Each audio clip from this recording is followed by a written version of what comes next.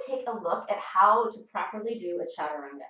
So chaturanga is a piece of every vinyasa flow. If you're doing any sun salutations, if you're taking a flow class, you'll hear chaturanga called all of the time. And it's one of those poses that is very complicated, has a lot going on. And in an active class, there's not usually time to really break it down as well as we need on a regular basis. So it's very easy to build up not such great habits that can eventually start to cause you some issues in your shoulders, in your elbows, and in your wrists. So we're going to start looking first at a modified chaturanga, and then we'll take it up.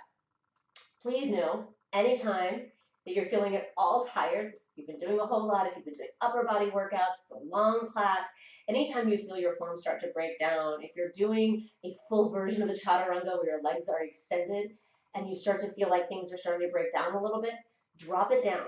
Take this modified version that we're about to take a look at. It's much better to keep yourself safe. You're going to be able to practice longer, and please understand it is not a sign of weakness to take your chaturanga in a different way. Sometimes it's just what your body needs, and that's what's going to serve you best. So if you happen to have a yoga block, you're going to go ahead and grab one and keep it nearby. There's a couple of things that we can do with it to show you how things are lining up. So I have a little yoga block here. We'll play with it in a few minutes. So chaturanga starts in high plank.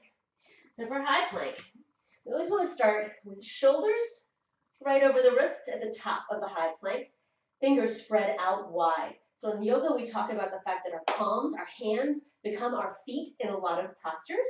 So if we're in a four-legged posture, they'll be termed as sometimes, is your hands and your arms are extensions. They're legs, just the same way your legs would be. And if you're doing an arm balance, a handstand, anything like that, your hands literally become your feet. So you want to make sure that you've got a strong, solid connection there. And we're going to talk about that a lot. One of the ways you can do that is this area right here between your forefinger and your thumb.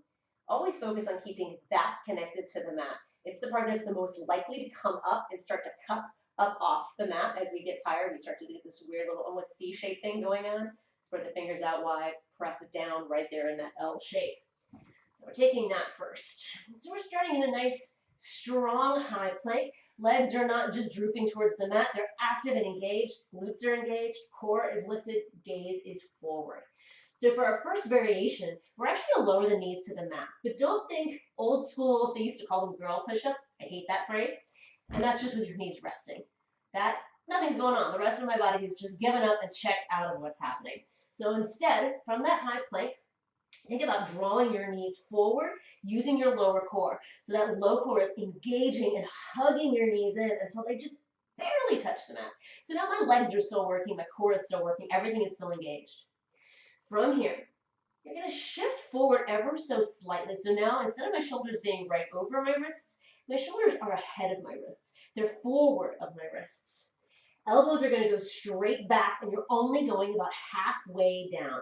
So we're lowering about halfway.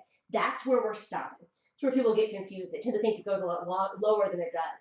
Keep your gaze long. This is the bottom of your chaturanga. From here, you would just slide forward, draw the shoulders up, back, and down, engage through the legs. You'd find your upward facing dog, which is where we most often go to from our chaturanga. So once again, showing that low chaturanga. Here's where the block can come handy. I don't really want to go any lower than this, which I can see might be here. I've got short arms. But using a block to kind of get an idea of how far down you need to go can be handy. So again, fingers spread out wide, pressing down on the L right between forefinger and thumb. Starting in our high plank, everything engaged. Hug the knees in so they barely touch the mat. Shifting forward, lowering about halfway down. Yeah, that block's perfect. And then sliding forward, finding that upward facing dog. Awesome. All right.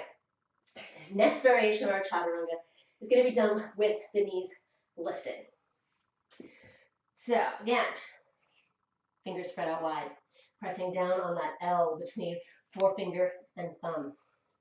Legs strong and engaged. Gaze forward. We don't want the head dropping or craning up. Nice long line. Engage through the shoulders. So we're drawing those shoulder blades back and down onto our back. From here, we're again going to inhale a little further forward. It's going to make us a little lighter. It's going to put us in a better lineup. And then lowering only halfway down. Then sliding forward into that up dog. So the key here A lot of times with chaturangas, people do what is a more traditional push-up is those elbows can flare out. And there's nothing wrong with that if the only way your body is moving is down and up. Because then everything's just going here to here. And nothing is actually getting pulled out of alignment. It's totally okay. But our chaturangas take that evolution we just looked at, where it slides forward and becomes an upward facing dog. In upward facing dog, we almost instinctually draw down and the elbows become aligned with the body. They come up close to the body. So if we're working in this plane for our chaturanga and then trying to get into upward facing dog, our shoulders are having to do this crazy little grinding thing, and we're putting a lot of pressure on our elbow joints. Eventually, that's going to start to cause you issues, which we don't want. We want yoga to make us strong, limber, and safe and strong in our bodies, not to add injury into our already beleaguered bodies that have to do so much for us. So keeping everything lined up makes a big difference. So when you're lowering down into chaturanga, think about the elbows grazing the side of your body. Now, eventually you're going to want to add a little bit of space back there, but I find it to be a useful tool for visualization, that as you're lowering down, those elbows are grinding right past the body and then pushing back out again if you go straight back up or sliding forward. One more time, I'll demonstrate. I'm going to do this one facing forward just so you can see the orientation of my shoulders. See if I can actually get the frame. There we go. High plank, you shift forward, and you're lowering halfway down. And then everything stays lined up to come right into that upward facing dog. And one more time from the side. Nice strong high plank. Inhale forward, coming up really on the tips of the toes. Lowering halfway down, sliding it forward, upward facing dog.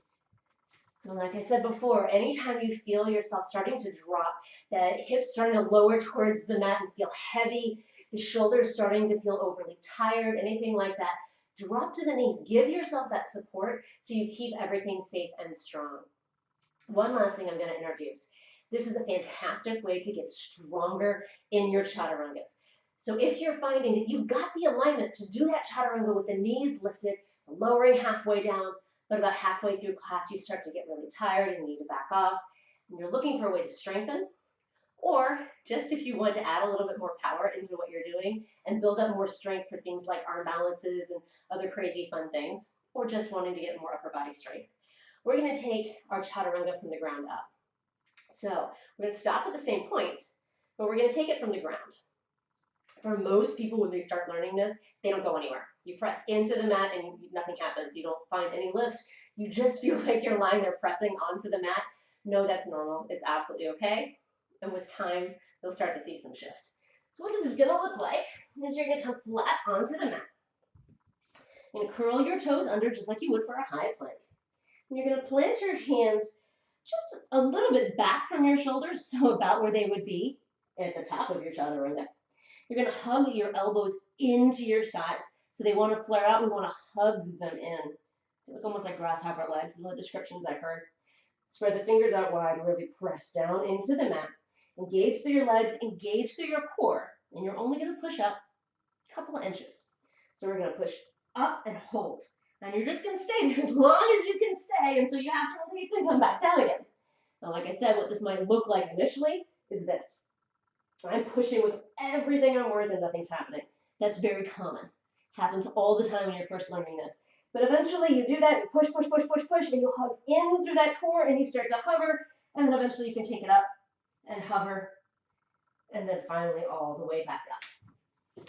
Most of us, when we're going from the ground up, we do it in pieces. So hips might go first, chest might go first. If you watch a video of yourself coming from the ground up to a high plank, you'll notice it very rarely happens in one smooth movement, but that's what we're building towards. We're building towards treating the body as one long line that lowers and raises simultaneously. So that last little one is just a training tip to add in if you're wanting to enhance the strength and the skill of your chaturanga.